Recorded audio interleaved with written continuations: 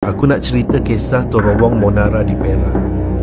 Ramai pemandu kata kalau lalu terowong Menora waktu malam, suasana dia lain macam. Bukan semua balik dengan cerita biasa. Ada yang balik dengan pengalaman seram. Malam tu, seorang lelaki baru balik dari kenduri di Kuala Kangsar. Dia drive seorang diri. Jam dah hampir pukul 2 pagi. Masa menghampiri terowong Menora, bulu roma dia terus meremang. Angin terasa sejuk, macam ada yang tak kena. Masuk saja dalam terowong, radio dalam kereta tiba-tiba ada gangguan.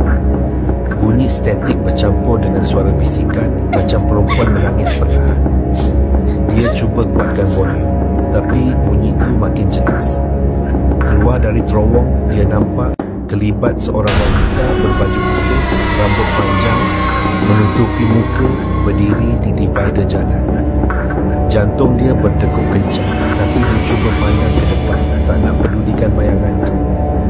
Tapi bila dia tengok cermin pandang belakang, darah dia terus berdegup. Sebab perempuan tadi dah duduk di seat belakang kereta. Wajahnya pucat, mata kosong merenung tajam.